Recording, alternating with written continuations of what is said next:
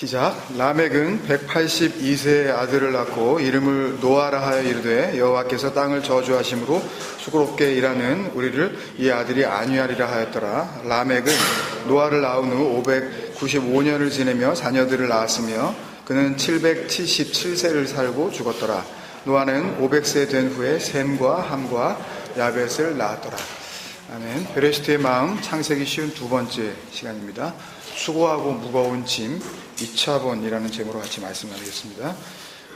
우리가 잘 아는 이름이 나옵니다. 최근에 노아라는 영화도 작년에 있었고 해서 더 많이 알려지기도 했지만, 교회 다니는 사람이라면 유치부 애들 그 수준에서도 잘 아는 그 노아의 이름이 성경에 처음 지금 소개되어지고 있는 말씀입니다. 오늘 그 29절 말씀을 보면 그 노아가 무엇을 의미하는지, 그 노아의 이름이 어떤 의미를 담고 있는지 설명해 주시는 말씀입니다. 그 수련회 때 나눈 말씀에서도 우리가 한번 살펴본 적이 있지만, 성경에서의 이름이 갖고 있는 그 의미는, 그 쉔이 갖고 있는 그 의미는 단순히 그 사람을 부르는 호칭이기 이전에 그 사람의 존재 가치, 그 사람의 존재 이유를 담고 있다고 그랬습니다. 그렇게 볼 때에 지금 29절의 말씀은 노아라는 이름이 갖는 그 의미를 굳이 설명해 주시면서 그렇게 설명할 만한 이유가 있다라는 것을 하나님께서 우리에게 특별히 알려주시고 있는 거고, 결국 노아 뿐만이 아니라 나머지 창세기 5장에 소개되어지고 있는 그 9사람, 아담, 셋, 에노스, 게난, 마할랄렐, 야렛, 에녹, 무두셀라, 라멕, 이 모든 사람들의 이름에도 절대 무시되어지지 말아야 할 어떤 말씀의 의도가 있다는 것을 알려주시는 거죠.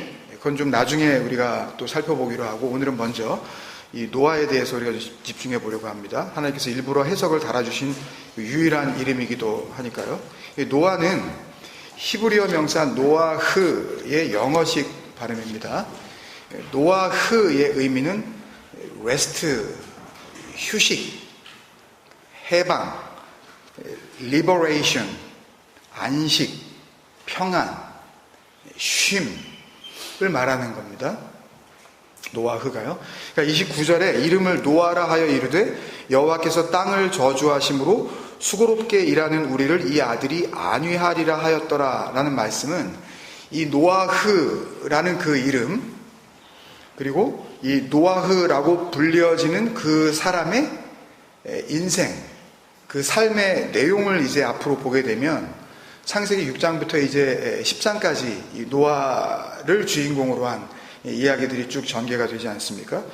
그 내용을 보게 되면 여호와께서 땅을 저주하셨다는 게 무슨 뜻인지, 노아라는 이름을 설명하면서 여호와께서 땅을 저주하심으로 수고롭게 일하는 우리를 이 아들이 안위하리라 그러셨으니까요.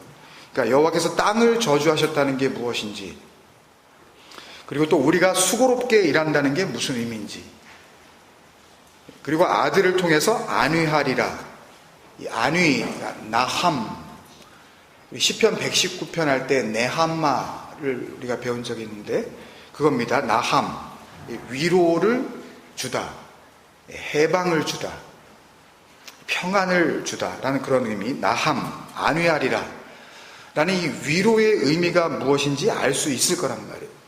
라는 말씀을 하시고 있는 겁니다. 이걸 다 포함하고 있는 게 복음이죠. 그죠? 저주가 뭔지, 수고로운 게 뭔지, 그리고 거기에서부터 얻어지는 안식과 평안이 뭔지, 이 이야기를 다 담고 있는 게 복음이죠. 다른 설교를 통해서도 여러 번 우리가 나눴지만, 그 예정론은 배설물 첫 번째 시간에서 나눴던 그 말씀이었죠. 옥에 갇혀 있었던 그 세례 요한이 이제 예수님을 보면서 이제 자기 제자들에게 가서 물어보라고, 오실 그 이가 당신이냐고 한번 가서 물어보라고, 메시아가 맞냐고 이렇게 물어보라고 했을 때 예수님의 그 대답이 복음에 대한 정확한 정의라 그랬죠. 마태복음 11장 5절이었어요. 맹인이 보며 못 걷는 사람이 걸으며 나병 환자가 깨끗함을 받으며 못 듣는 자가 들으며 죽은 자가 살아나며 가난한 자의 복음이 전파된다 하라 했죠. 이게 복음이었죠. 예수님이 쉽게 요약해 주신 복음의 정의란 말이에요. 복음의 내용이기도 하고. 그러니까 이 복음의 저주와 수고, 쉼과 해방이 다 포함되어 있어요.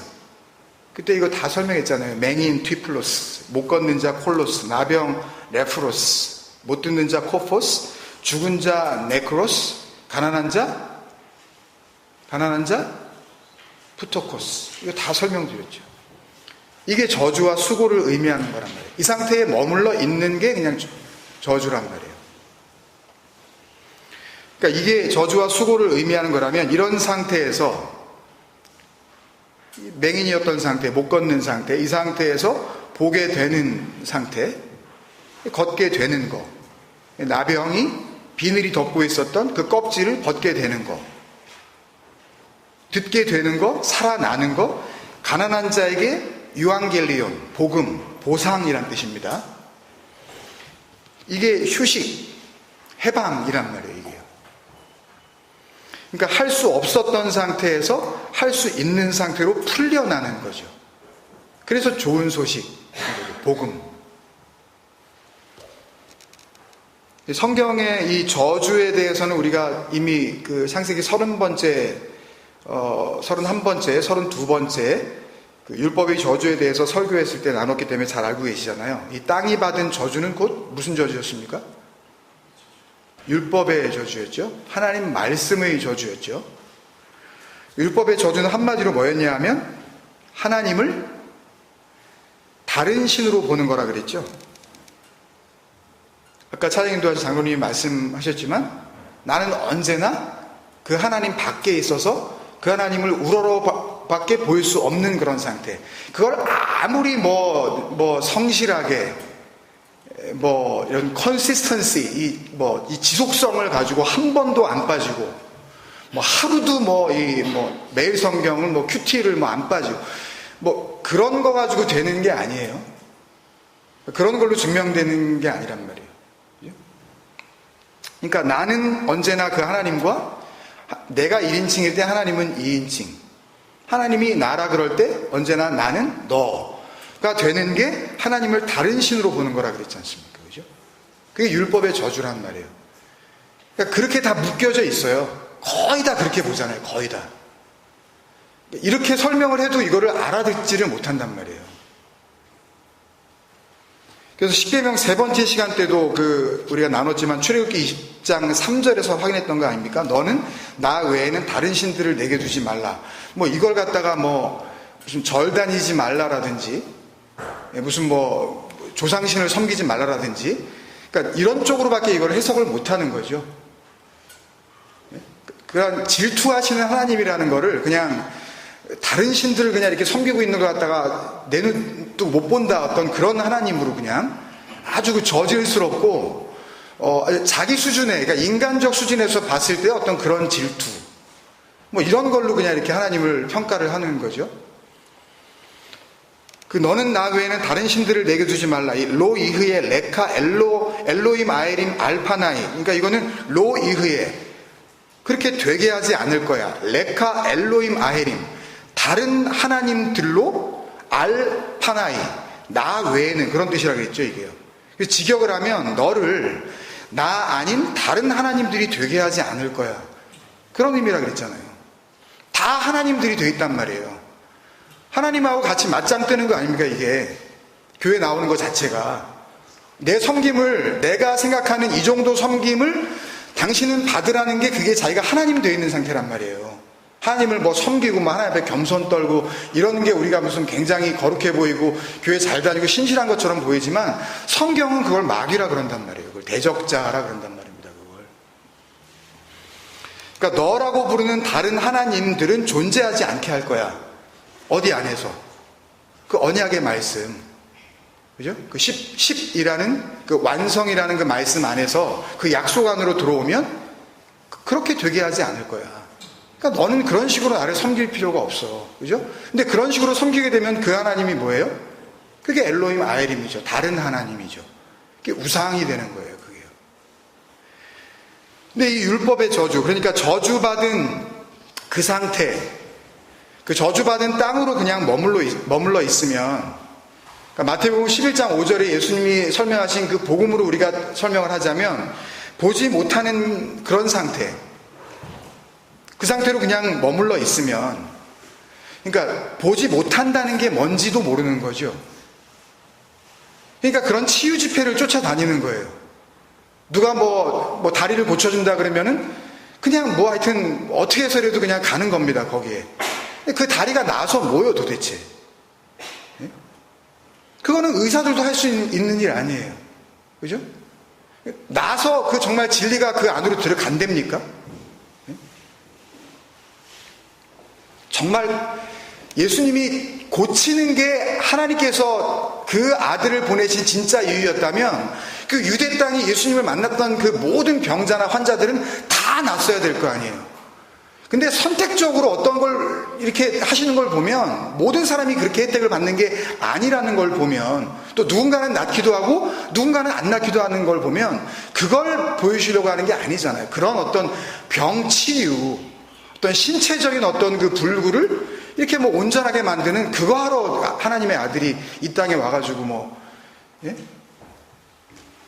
그 목사들한테도 좀 그런 능력을 다 주시든지, 다 정말로 누구는 낳고 누구는 안 낳게 그렇게 하지 말고 교회만 나오면 다 이렇게 안병도 떨어지고 막 이렇게 하게 하든지. 그건 딴 데서도 막 일어나는 일이잖아요. 또 자기가 자기 최면으로 이렇게 산에 깊숙이 들어가서 말 그대로 그냥 긍정적인 생각하고 마음 편안하게 먹고, 그래서 병 낫는 사람 얼마나 많이 있습니까? 그런 걸 가지고 이 아버지 하나님을 설명하려고 들으니까 이게 앞뒤가 안 맞고, 이걸 알려줄 수가 없는 거죠, 이 복음과 이 진리를요. 그러니까 보지 못한다는 게 뭔지, 듣지 못한다는 게 뭔지, 다리를 전다는 게 뭔지, 죽었다는 게 뭔지조차도 모르고 있으면, 그런 상태에서 하나님을 믿는다고 그러면서 이제 교회를 다니면 죽을 때까지 그 하나님은 나의 예배의 대상이 될 수밖에 없잖아요. 죽을 때까지. 그 하나님은 나의 예배를 받으셔야 할 그 섬김의 대상이 되어 내가 맞다고 생각하는 어떤 예배의 기준에 의해 다루어질 거 아닙니까? 나쁜 마음 먹지 말아야지. 예배에 참석하면서 내가 이런 마음으로 가면 안 되지. 전부 하여튼 100이면 100 각각 다 다른 어떤 기준들을 가지고 여기에 나온단 말이에요. 그렇게 하나님을 다루려고 된단 말이죠. 구체적으로 예를 들면 40일 작정 기도하면 하나님께서 내가 지금 기도하고 있는 그 기도 제목에 응답을 하신다든지 하나님을 다루는 거죠. 그죠? 40일 그 기도에 의하여. 또 솔로몬처럼 한 1000번째에 그게 소인지 양인지 알 필요도 없고, 하여튼 나는 횟수로 1000번을 그냥 헌금을 한다든지, 아니면 1000번 새벽 재단을 그게 재단인지 뭔지 모르겠지만 하여튼 그렇게들 부르니까 새벽 재단을 쌓으면 그러면 나의 모든 소원이 이루어진다든지, 이런 거 많잖아요, 교회 안에. 자기가 맞다고 생각하는 어떤 섬김의 기준으로 하나님을 달래는 거죠, 이렇게.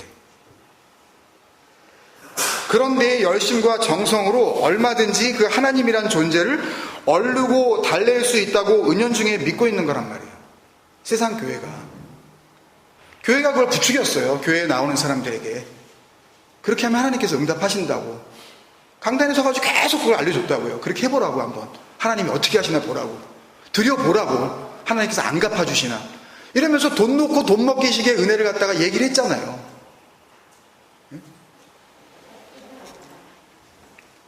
그래서 사도 바울이 이런 모습을 자의적 숭배라고 그러지 않았습니까? 그죠? 우리가 예전에 나눴었던 에델로드 레스케이야, 자기가 만든 하나님? 그런 하나님은 없어요. 내가 다룰 수 있는 하나님은 없다고요. 자기가 만든 기독교, 각각이 다 다르잖아요. 얘기를 해봐요, 교회 다니는 사람에게. 각각이 다 다른 얘기를 하거든요. 똑같은 말씀을 놓고도 다른 이야기들을 한단 말이에요. 어떻게 다룰 수가 있냐고요. 아버지가 하나인데. 억지로 무슨 그냥 쇠뇌를 시켜서 똑같은 말을 시키자는 게 아니에요. 어떻게 다룰 수가 있냐고요, 은혜가. 받은 은혜가. 살리시는 은혜 하나밖에 없는데 왜 이것도 은혜고 저것도 은혜고 뭐 엉뚱한 것도 은혜고 다 그게 은혜냐고요. 선물은 하나인데. 사입입니다, 그게. 비슷한 것 같지만 아닌 거. 오늘 본문 말씀을 이해하는 데 필요한 그 부분이 있어서 골로새서 그 말씀을 한번 다시 한번 보고 가겠습니다. 골로새서 2장 23절이었어요. 이런 것들은 자의적 숭배와, 여기서 이런 것들이라는 거는 그 이제 골로새서 그 앞에 나오고 있는 그 사람의 명령과 가르침 이겁니다. 이런 것들은 자의적 숭배와 겸손과 몸을 괴롭게 하는 데에는 지혜 있는 모양이나 오직 육체에 따르는 것을 금하는 데는 조금도 유익이 없느니라. 그러니까 은혜에 있어서는 이건 아무런 유익이 없다는 거죠.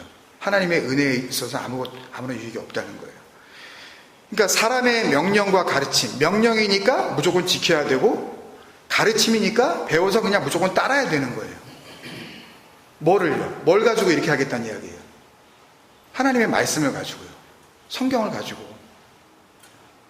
진리를 내용으로 담고 있는 걸 가지고 명령으로 삼고 가르침으로 삼아서 교리를 만드는 거죠, 오늘날. 이게 정해진 규칙이니까 이거 아니고 다른 이야기를 하는 것들은 다 이단이다라고 이렇게 이야기를 하는 거 아니에요. 그걸 사람이 지켜내야 할, 사람들이 배워내야 할, 그게 신학교가 됐든 교회에 나와서 제자 훈련을 받고 무슨 성경 공부가 됐든 어떤 훈련 과정이 됐든 그거를 꼭 배우고 지켜내야 할 명령과 가르침으로 주고받는 것이 뭐란 얘기예요? 그게 자의적 숭배라는 이야기입니다. 그게 겸손이고 몸을 괴롭게 하는 것이라고 지금 이야기하고 있는 거예요. 그러니까 오늘 본문으로 다시 말씀을 드리자면 여호와께서 땅을 저주하심으로 수고롭게 일할 수밖에 없는 우리들의 그 실상이에요. 이게 뭐가? 자의적 숭배, 겸손, 몸을 괴롭게 하는 것. 이게 그 저주와 수고의 실상이란 말입니다.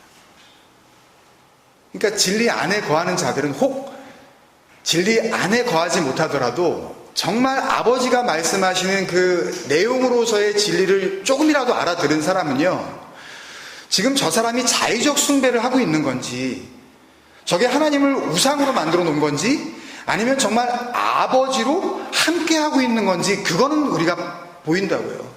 그건 보여요. 내가 진리가 안 됐어도 알 수 있어요. 정확하게 복음을 듣게 되면.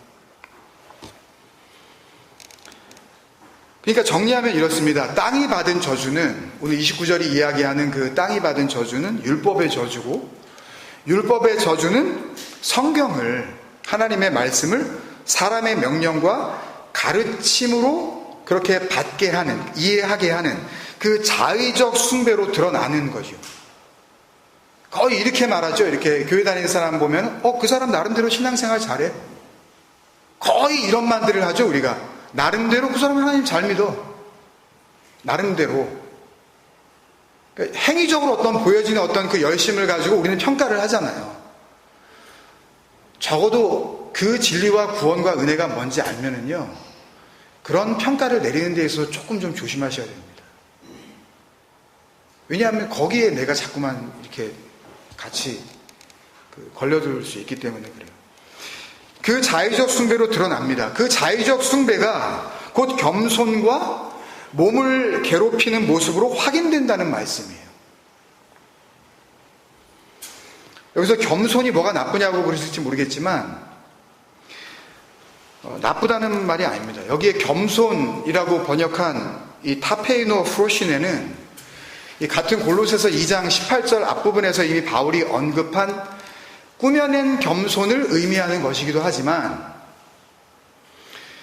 지금 이 골로새서 2장 23절에서 이 겸손이라는 단어 앞뒤로 있는 자의적 숭배와 몸을 괴롭게 하는 것과 동일한 의미로서의 겸손이에요. 뭘까요, 여러분? 그런 겸손이.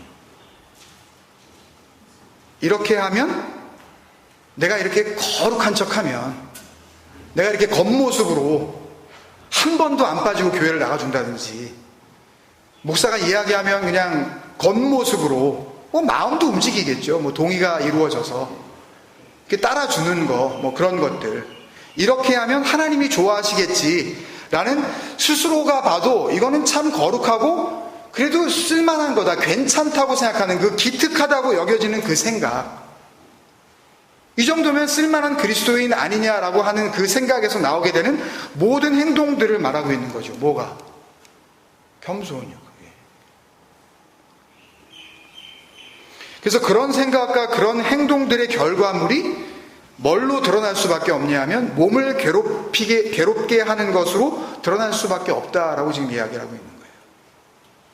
우리말로 그 번역을 몸을 괴롭게 하는 것이라고 이렇게 했지만 이 헬라어 명사 아페이디아는요 철저한 금욕주의를 가리키는 말이에요. 그 영어 단어 어세디시즘요, 그러니까 철저하게 자기 조절하는 거예요. 그러니까 하나님을 위하여서, 그러니까 하나님의 영광을 위하여서 그렇게 하는 거죠. 그러니까 술을 끊어도 하나님의 영광을 위하여서, 뭐 담배 하나 끊고 뭐 하나님의 영광을 위하여서, 내가 뭐 예를 들어서 애들하고 뭐 잘 놀아주고 뭐 부부간에 뭐 관계가 이렇게 좋아지고 뭐 이런 것들을 가지고 하나님을 영광을 위하여서 이런 식으로 하면서 그걸로 하나님을 기쁘시게 하려는 어떤 그런 기준들이 생기는 거죠. 자기 감정과 욕심과 행동을 의지적으로 눌러요. 그래서 그것을 자꾸 훈련을 해서 그 하고 싶은 걸 안 하는 거예요. 승질이 확 나는데 안 내는 겁니다. 먹고 싶고 마시고 싶고 가고 싶고 놀고 싶은데 그걸 꾹 참는 거예요. 그렇게 함으로써 누구를 기쁘시게 한다고, 하나님을 기쁘시게 해서, 그래서 내가 하나님이 나의 삶을 보고 기뻐하심으로 말미암아 나는 구원을 확실히 이룰 수 있다라는 그쪽으로 가는 거, 그게 아페이디아예요. 철저한 금욕주의.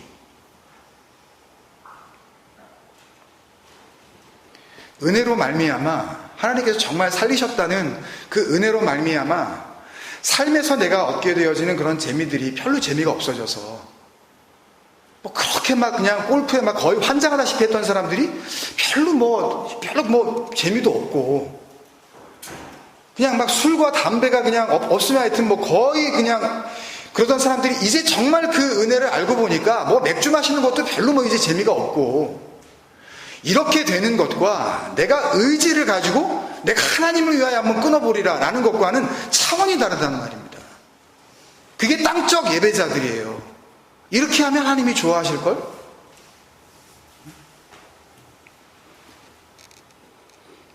그러니까 한마디로 율법의 저주 아래에 있는 율법주의죠.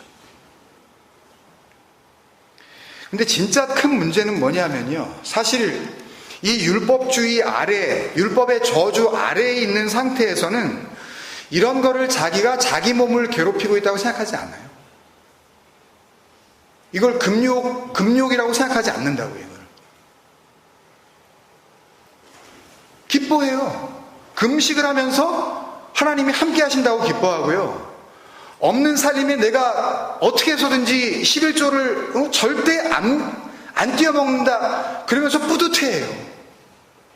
지금은 내가 이렇게 힘들고 가난하지만 이 나의 정말 이 순수한 헌신과 봉사를 통해서 내가 만약에 내 대의 보상을 못 받으면 내 자식들 대에 가서라도 분명히 복을 받을 거라고 믿어요. 혹 그것도 아니면 이 땅에서 못 받은 그 칭찬을 천국 가서 내가 그 하나님으로부터 더 크게 받을 거라고 믿지요. 거의 이 수준에서 하나님을 믿는 거예요. 거의 이 수준에서 꾹 참는 거예요. 니네들이 나를 이렇게 우습게 봐도 나는 그 상급이 있어 이러면서, 이런 뚜렷한 자기 확신을 갖고 있기 때문에 이게 자유적 숭배 아닙니까? 성경도 그렇게 보여요. 그 상태에서 말씀을 보면 말씀이 그렇게 보인다니까요. 진짜로 이런 확신을 갖고 있으면 자의적 숭배가 일어날 수밖에 없죠. 사람들이 묻죠, 우리한테. 열심히 하는 게 뭐가 나쁘냐고. 대답해 줄 말이 없어요. 오히려 기분 나빠한다니까요.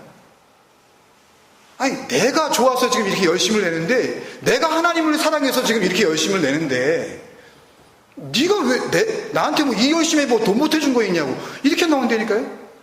내가 내 돈 갖고 내가 그 하나님 사랑하겠다는데, 내가 내 시간 갖고 그 하나님 드리겠다는데, 내가 내 몸 갖고 하나님께 헌신하겠다는데 네가 왜 나한테 뭐라 그러냐고. 이렇게 나온다니까요. 구원을 받아들일 수가 없어요. 자의적 숭배에 빠져 있는 상태에서 대화가 안 돼요. 하지 마세요. 나 하나 복음 듣는 게 정말 이게 귀한 겁니다. 같이 산다고 내 남편이, 내 아내가, 내 자식이 그걸 알아들을 수 있을 것 같으세요? 때려 팬다고 알겠습니까? 예? 걔가 좋아하는 선물을 사준다고 이걸 알아듣겠냐고요. 안 되는 건 안 되는 거예요. 그런 식으로 교회 다니는 걸 하나도 힘들다고 생각하지 않아요. 너무 즐거워해요. 우리 교회 너무 좋다고. 우리 목사님 너무 말씀만 가지고 전하신다고. 근데 그런 영적 상태를 바울은 아페이디아, 자기 몸을 힘들게 하는 것, severe laborious, 혹독한 수고로움이라고 그러는 거예요. 그 눈에는 그렇게 보여요. 그들은 그렇게 안 보이고 즐거움으로 보이지만. 여러분, 그러니까요, 예수 그리스도와 같은 혈통으로 지금 설명이 되어지고 있는 이 창세기 5장에 이 은혜의 족보 안으로 들어오지 않은 사람들은요, 땅이 저주를 받았다는 게 뭔지, 그래서 수고롭게 일할 수밖에 없다는 것이 뭔지 그 자체를 몰라요. 밤을 새고 이야기해줘도 이렇게 화내고 돌아갈걸요? 시간 얘기를 해주는 게 아니에요, 이게. 많이 나눈다고 되는 게 아니에요. 다시 말해서요, 자기가 지금 보지 못하고 있는 게 있다는 걸 인정하지 않아요. 자기가 지금 보지 못하는 게 있다는 걸 몰라요. 그러니까 그런 것도 모르는 사람이 심지어 자신이 에베소 2장 1절에 너희는 죄와 허물로 죽었었다, 죽은 상태다 라는 말을 이해할 수 있겠어요? 남들이 그냥 이야기를 하니까, 성경에 그냥 나와 있으니까 우리가 죄와 허물로 죽었대. 그래, 맞아, 그래, 난 참 죽을 놈의 인간이야. 내가 봐도 참 죽을 인생이지. 이 정도로 받아들이고 마는 거지, 정말 그 죽음이라는, 네크로스라는 그 안에 담겨져 있는 진리와 그 내용으로서의 복음은 들으려고 하지 않아요. 그 죽음이 뭔지, 왜 그리스도의 죽음의 그 다나토스를 설명하려고 드는지 그거를 이해하려고 들질 않는다고요. 그게 뭔데요? 라고 하지도 않아요. 그러면서 겸손을 떠는 거죠. 나는 죽은 자나 마찬가지였어. 파페이노 프로시네 하는 거예요. 겸손을 떠는 겁니다. 사실은 그 안에 그 그리스도의 진정한 겸손은 없어요. 겉모습만 그래 겸손을 떠는 거예요. 진리가 된 척, 은혜를 받은 척. 그래서 우리가 오늘 본문에서 집중하고 있는 이 노아흐의 의미에 있어서 29절 말씀에 수고롭게 일하는, 우리의 그 수고롭게로 번역한 그 이차본이라는 이 단어는 지금 골로새서 2장의 이 아페이디아, 혹독스러운 수고로움이라는 의미도 함께 있고요. 또 지난주에 짐승에게 예배한다는 의미의 그 땅적 예배를 뜻하는 우상을 섬긴다는 의미의 동사, 그 아차부에서 온 명사형 단어가 이게 이차본이에요. 그러니까 수고스러움이라는 것은 결국 우상 숭배를 하는 것을 의미한다고요. 예레미야서에 보면 하나님께서 선지자 예레미야를 통해 유다 백성들에게 바벨론의 침략이 곧 있겠지만, 그렇게 침략이 있을지라도 너희와 함께 하시는 하나님을 신뢰하고 애굽 땅으로 절대 들어가지 말라는 기도 응답을 해주시는 장면이 나와요. 그 내용을 보면 처음에는 유다 백성들이 예레미야에게 중보 기도를 해달라 그럽니다. 하나님께 가서 좀 기도 좀 해달라고. 그러면 하나님이 뭐라고 응답을 하시든지 우리가 그게 우리에게 좋든지 나쁘든지 그대로 따르겠다고 그렇게 이야기를 해요. 그랬다가 정작 예레미야가 어떤 상황이 오더라도 하나님을 신뢰하고 애굽으로 들어가지 말라는 하나님의 응답을 가지고 나오니까 그들이 뭐라 그러냐 하면 거짓말하지 말라 그래요. 그거 진리가 아니라고. 그러면서 그 하나님의 사람 선지자 예레미야까지 데리고 애굽으로 들어가 버리는 장면이 나와요. 이게 예레미야 40장 이후에 42장, 43장, 43장에 나오는, 44장에 나오는 이야기인데요. 그러고는 애굽에 들어가서 이들이 뭐라 그러냐 하면, 우리가 그전에도 그랬지만 여호와의 이름으로 하는 말을 더 이상 듣지 않겠다 그래요. 그러고는 원래 예루살렘에 우리가 있을 때부터 원래 하던 대로 자기네는 하늘의 여왕에게 제사를 드리겠다는 이야기를 하는 장면이 나옵니다. 예레미야 읽으신 적이 있으니까 기억나실지 모르겠지만 그 몇 절의 말씀만 보겠습니다. 예레미야 44장 15절에서 19절이에요.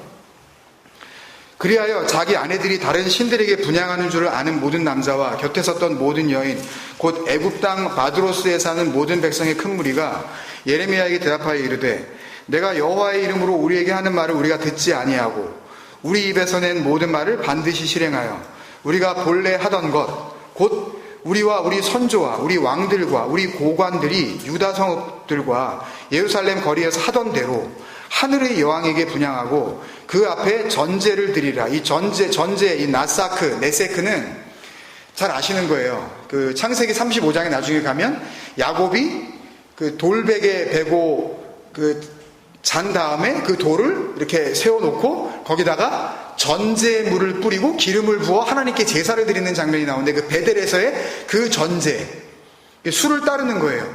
그 예배하는, 그 신을 이렇게 예배하는 그런 의미에서의 그 네세크거든요. 그거예요. 전제를 드리라. 그거를 하늘의 여왕에게 드렸었고 하늘의 여왕에게 드리겠다는 거예요, 지금. 그때에는 그렇게 했더니 그 하늘의 여왕에게 그렇게 예배를 드렸더니 그때에는 우리가 먹을 것이 풍부하며 복을 받고 재난을 당하지 아니하였더니 유다 백성의 영적 수준을 알 수 있죠. 근데 오늘날 교회가 이거 하는 거 아닙니까, 여러분? 내가 그렇게 했더니 먹을 것이 풍부하고 문제가 해결이 되고, 그러니까 장로님이 얘기하신 것처럼 그런 세상적 복, 어려움이 없었더라. 18절에 우리가 하늘의 여왕에게 분향하고 그 앞에 전제드리던 것을 패한 후부터는 그거를 안 하니까 이제 모든 것이 궁핍하고 칼과 기근에 멸망을 당하였느니라 하여, 그러니까 복을 이렇게만 보는 거예요. 하나님을 그런 수준으로만 보는 거죠. 나 잘 먹고 잘 살게 해준 그런 어떤 존재. 여인들은 이르되 우리가 하늘의 여왕에게 분향하고 그 앞에 전제를 드릴 때에 어찌 우리 남편의 허락이 없이 그의 형상과 같은 과자를 만들어 놓고 전제를 드렸느냐 하는지라. 이 부분이 조금 그 번역이 좀 그런데 이거는 수사 의문문이에요. 수사 의문문 영어로 rhetorical question이라고 그러나요? 그러니까 그렇지 않느냐라는 거죠. 그러니까 남편 허락 없이 했겠느냐라는 지금 그런 이야기예요. 남편 허락 하에 했다 이거죠. 남편도 여기에 동의했다는 거죠. 그래서 우리가 그 하늘의 여왕의 모양대로 빚은 과자를 만든 거 아니겠느냐라는 지금 그 이야기를 하는 거예요. 우리 혼자 만들었겠니? 남편들도 동의했으니까 같이 만들었지. 그 얘기라고요, 지금 예레미야에게. 우리가 다 같이 한 마음이야, 그런 뜻이라고요. 이 유대 사람들이 조상 대대로 자기네가 제사 드려온 건 사실 여호와가 아니라 멜레케트 샤마임, 하늘의 여왕이었다 그러는 거예요. 그 안상홍 증인인가 뭔가 하는 거기서 무슨 뭐 하나님 어머니 뭐 그러면서 이렇게 그러는데, 하나님 아버지라니까 왠지 좀 아버지 그러면은 아버지가 가지고 있는 그 좀 뭐 그 위험 때문에 어머니도 있다 그러면서 뭐 이렇게 막 어머니인 구절 몇 개 찾아가지고 막 이렇게 막 하나님 어머니도 있었던 거다. 그래야 뭐 아들과 딸이 나온다. 뭐 이렇게 그 하나님 어머니와 하나님 아버지가 만나서 이렇게 또 뭐 결혼을 해야 된다. 뭐 이런 식으로 막 설명을 해놓고 안상홍이 그래서 하나님 뭐 어머니다 뭐 이렇게 이제 엮어 나가는 거 아니에요? 그런 멜레케트 샤마임. 그러니까 그게 안상홍 증인회가 새로 생긴 게 아니에요. 이게 BC 600년 이전부터 있었던 거예요. 예레미야 이전부터. 하늘의 어머니, 딱 그거거든요, 이게. 예? 멜레케트 샤마임, 말라크 배웠잖아요. 말라기, 말씀을 전하는 자. 근데 여선지자, 멜레케트 샤마임, 샤마임은 아시잖아요. 진리가 있는 그곳. 그 하나님을 그렇게 보는 거예요. 여인으로. 하늘의 여왕이었다 그러는 거예요.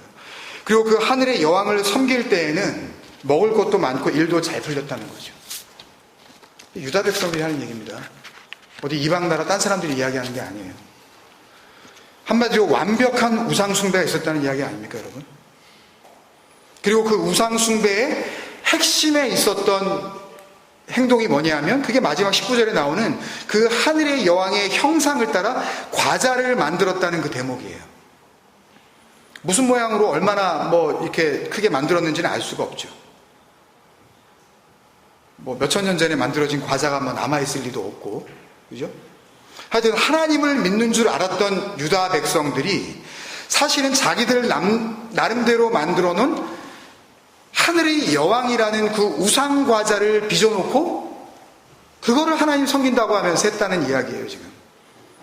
여기서 이 우상 숭배의 핵심이 되고 있는 하늘의 여왕의 형상, 이게 아차부입니다. 이 오늘 29절에 수고롭게 일하는 우리의 그 수고롭게, 이차본, 아차부, 같은 단어예요, 이게. 우상을 섬기다.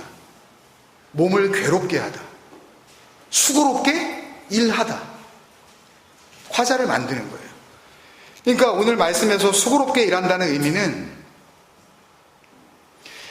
여호와께서 땅을 저주하셔서 수고롭게 우리가 일하게 되었다는 그 의미는 땅이 저주를 받아서 땅이 그냥 기력을 잃어서 이게 땅 토질이 그냥 너무 나빠져가지고 그래서 농사가 잘 안 된다든지 이 먹고 살기가 너무 힘들게 이 땅의 어떤 이 먹이사슬 구조를 만들어 놓으셔서 피땀 흘려서 일하지 않으면 남자들이 살기가 굉장히 돈 벌기가 어렵다든지 인생살이라는 게 원래 그렇게 다 고통스럽고 땅적 생활이라는 게 힘이 든다라는 그런 의미의 저주나 수고를 말하는 게 아니에요.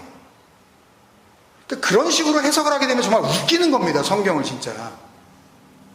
이 진리를 복음을 설명하시려는 이 아버지의 말씀을 자기 수준으로 끌어다 놓고서 그 저주라고 이렇게 설명을 하게 되는 정말 코미디 같은 이야기를 하고 있는 거죠. 그런 의미의 저주나 수고가 아니라 이렇게 하면 하나님이 좋아하실 거야 라고 하는 그 자의적 숭배, 그리고 그 자의적 숭배 그 방법에 의하여 탄생되는 자기가 만들어 놓은 그 기준 때문에 어쩔 수 없이 그 기준에 맞는 그 숭배의 방법을 기대하고 있는 그 대상, 그 있지도 않은 가짜 하나님의 존재를 섬기려 드는 우상 숭배적 열심, 이게 있을 수밖에 없죠. 이걸 통틀어서 수고스러운 일이라고 그러는 겁니다. 창세기 5장의 이 은혜의 족보의 이야기요, 예수 그리스도에게까지 이어지는 이 살리심을 받은 자의 이 계보의 이야기에서 10번째, 이 노아가 10번째 아들로 오지 않습니까?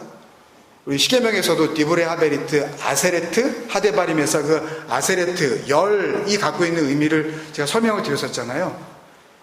그 약속을 완성하시는 그 하나님의 그 구원이 담겨져 있는 내용으로서의 10열이라 그랬죠. 그 10번째, 그 마지막으로 태어나는 아들이 땅의 저주, 땅이 받은 저주, 율법의 저주죠. 그리고 수고로운 거, 그 우상 숭배의 헛된 수고에서 휴식과 해방을 약속하는 누구요? 나함, 위로, 네하마, 노아흐로 주어지고 있는 것은 너무 당연한 거죠. 구원의 복음으로서. 그래서 이 노아흐로 말미암아 어떻게 내가 하나님 앞에서 구원을 받을 수 있는 건지 그 복음을 말씀하시고, 어떻게 피조물된 우리가 감히 창조주이신 하나님의 아들로 그렇게 데려감을 받을 수 있는지를 설명해 주시는 복음의 완결판인 거예요. 마음 같아서는 여기서 끝내고 우리 해체했으면 좋겠어요. 진짜 다 들으셨어요. 이제 다 들으셨어요. 더 들을 것도 없어요. 진짜 너희는 이렇게 구원받게 될 거라는 약속의 결론인 겁니다.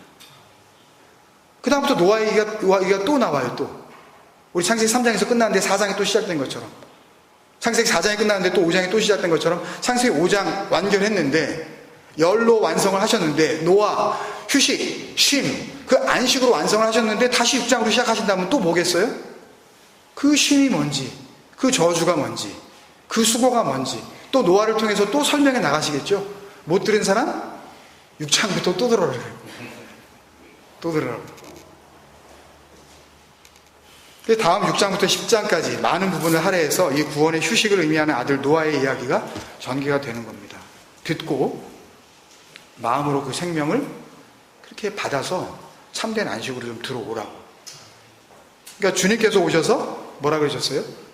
수고하고 무거운 짐진 자들아 다 내게로 오라 내가 너희를 쉬게 하리라는 말씀이 세상살이에 힘든 너희들 니네 교회 와서 좀 쉬어 이런 류의 얘기가 전혀 아니에요.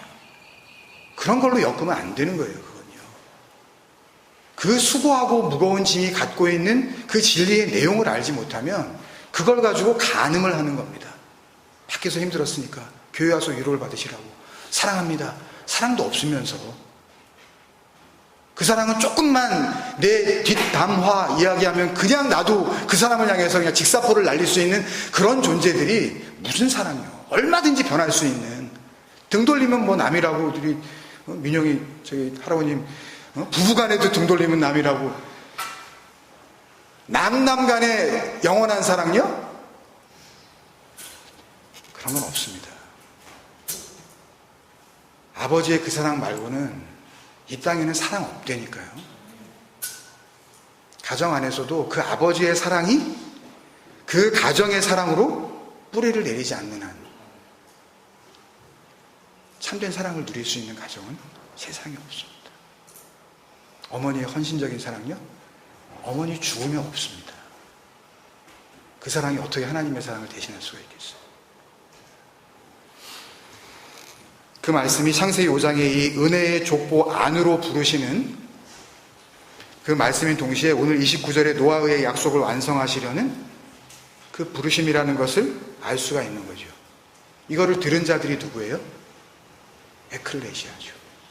이 부르심을 들은 자들이 에크칼레오. 이 안식으로 나오라고 부르시는 그 부르심을 들은 자들이에요. 하나님을 자기 뜻대로 믿던 이사본의 그 수고스러운 우상 숭배에서 벗어나서 영원한 생명으로 들어가는 노아흐의 그 참된 은혜 가운데 올 한 해가 하나님과 함께하는 복된 걸음이 되시기를 주님의 이름으로 축원드립니다.